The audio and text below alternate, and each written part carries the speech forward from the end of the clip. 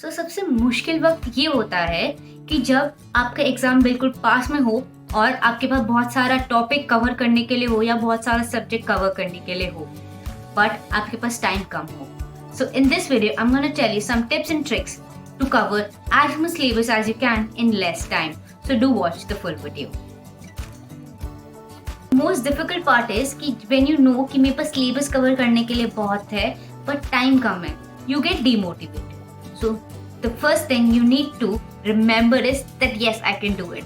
Doesn't matter I have less time or not, but I will do it. I will definitely do it, and I'm able to cover the kit. I can cover this much syllabus in less time.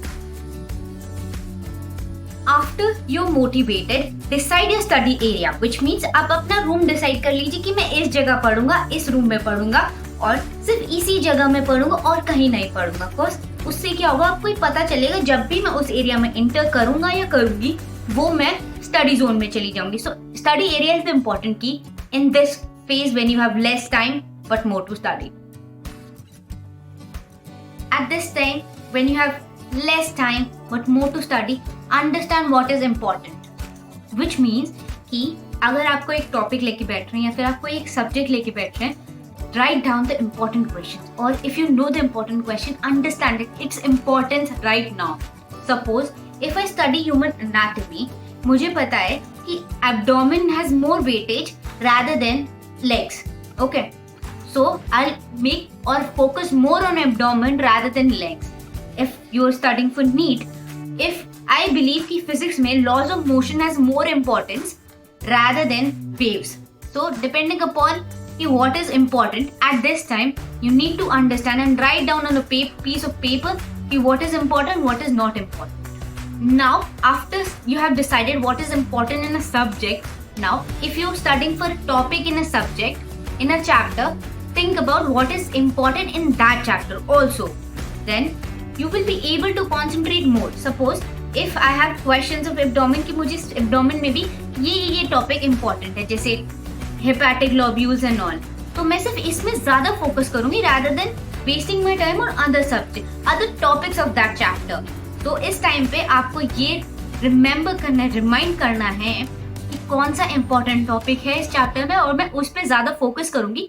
Because remember this, the most important thing is कि maximum weightage उसी से आता है जो important होता है हमें, क्योंकि इस टाइम पे हमें मैक्सिमम सिलेबस कवर करना है. That is important.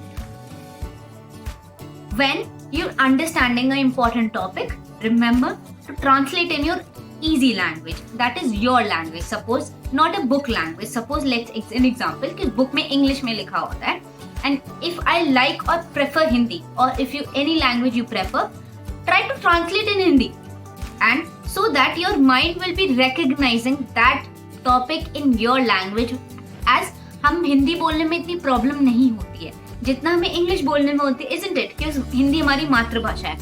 So अगर आप जो इम्पोर्टेंट टॉपिक पढ़ रहे हैं इस टाइम पे, उसको आप अपनी लैंग्वेज में थोड़ा थोड़ा ट्रांसलेट कर लीजिए, चाहे पूरा पैराग्राफ नहीं तो उसके इम्पोर्टेंट पॉइंट्स को अपने लैंग्वेज में ट्रांसलेट कर लीजिए, so that you are easily remembering the things. Because इस टाइम पे इम्पोर्टेंट चीजें रिमेम्बर करना इम्पोर्टेंट है, बिकॉज इस चीज को शायद आप वापस रिविजन ना कर पाए.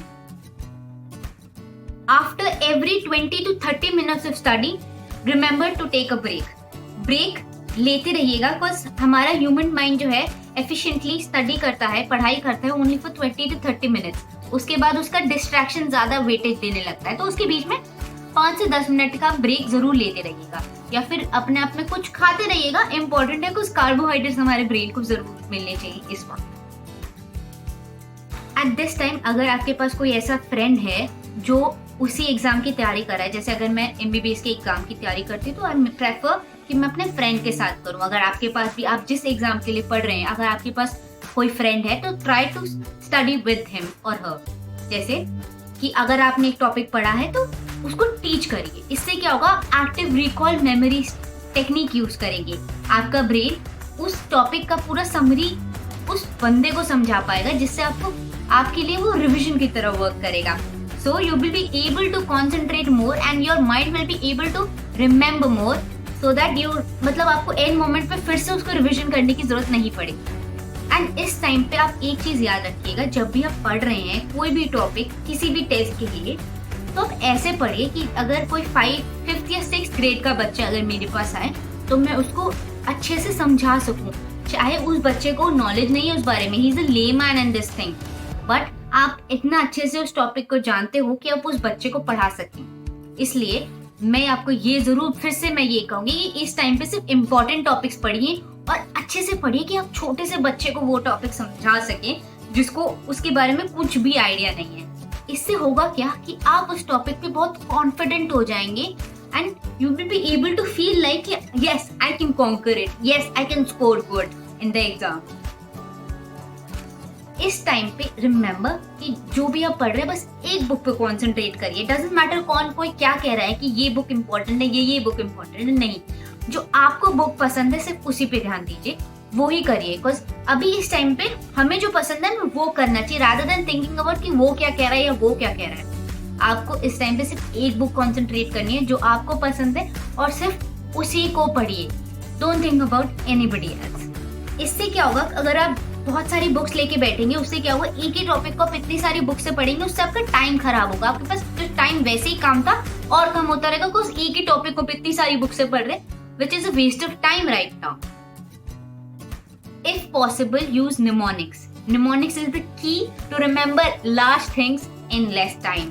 अगर पॉसिबल है कुछ चीज़ों का निमोनिक बनाने का ट्राई करिए। जैसे मैंने भी बहुत सारी चीज़ों के निमोनिक बनाए थे। एक ह्यूमन एनाटॉमी में हैंड्स में होता है, आपको थोड़ा it's be fun, brachial plexus मतलब जो नर्व्स होती है हमारी उसके लिए, उसका लिए भी एक प्रॉपर निमोनिक बनाया था जिससे आपको इजीली रिमेम्बर कर सकें। It's a very tough topic. आप शायद probably if you are starting for NEET आपको वो बाद में जब आप MBBS स्टूडेंट बनेंगे वो आप पढ़ पाएंगे। It's a very important topic जब हम ब्रेकिल प्लेक्सस पढ़ते हैं। So remember to use mnemonics. और निमोनिक्स क्या करेगा, आपके ब्रेन में थोड़ी कम जगह लेगा, है ना। वैसे भी हमें बहुत सारी चीजें ऐड करनी है और कम टाइम में करनी है, तो निमोनिक्स वो चीज में हेल्प करता है। Hope you were helped by this video. Do like, subscribe and comment on my channel because whenever you do so, I feel motivated.